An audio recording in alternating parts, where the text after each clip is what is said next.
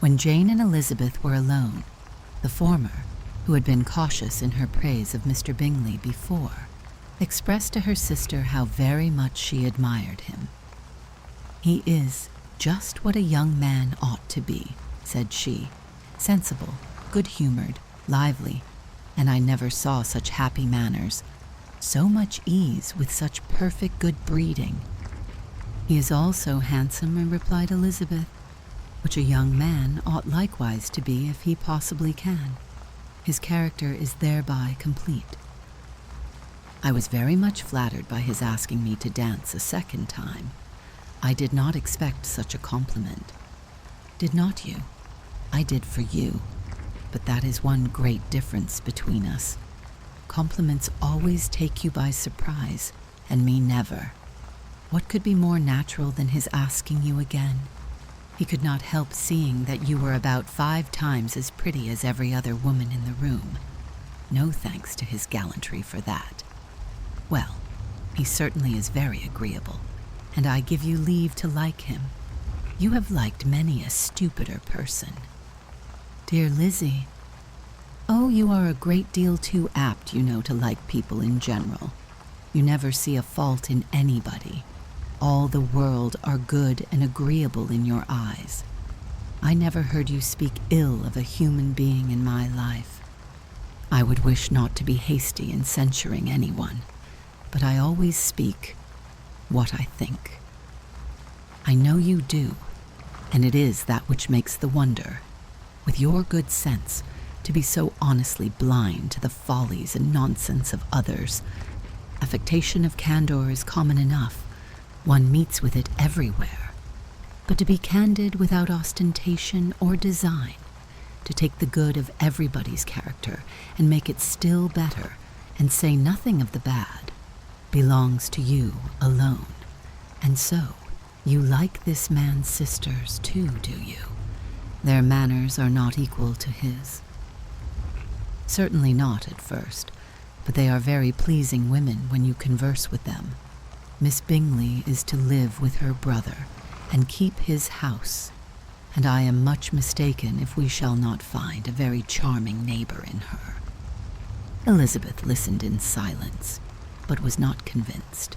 Their behavior at the assembly had not been calculated to please in general, and with more quickness of observation and less pliancy of temper than her sister, and with a judgment, too, unassailed by any attention to herself, she was very little disposed to approve them. They were, in fact, very fine ladies, not deficient in good humor when they were pleased, nor in the power thou twentaharn of being agreeable where they chose it, but proud and conceited. They were rather handsome, had been educated in one of the first private seminaries in town, had a fortune of £20,000, were in the habit of spending more than they ought, and of associating with people of rank, and were, therefore, in every respect entitled to think well of themselves and meanly of others. They were of a respectable family in the north of England, a circumstance more deeply impressed on their memories than that their brother's fortune and their own had been acquired by trade. Mr. Bingley inherited property to the amount of nearly £100,000 from his father, who had intended to purchase an estate, but did not live to do it.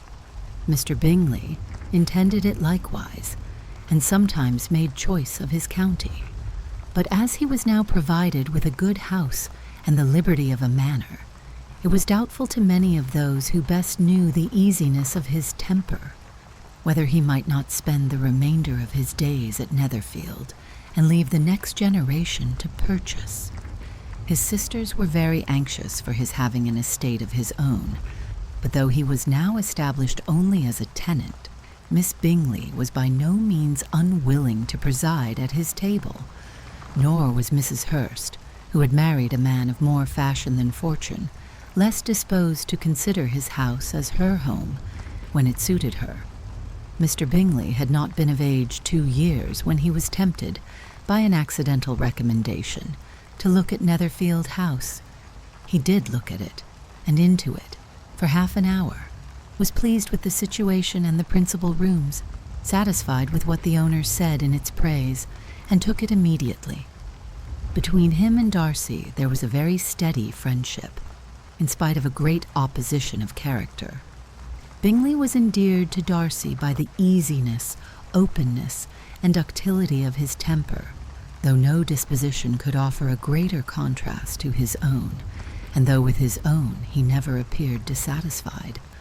On the strength of Darcy's regard, Bingley had the firmest reliance, and of his judgment the highest opinion.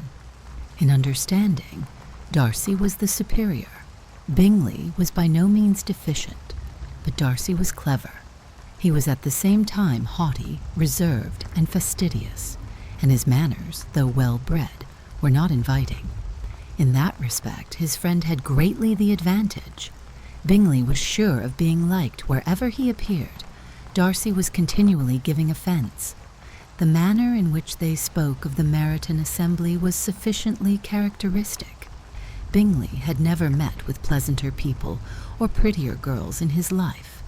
Everybody had been most kind and attentive to him. There had been no formality, no stiffness. He had soon felt acquainted with all the room, and as to Miss Bennet, he could not conceive an angel more beautiful.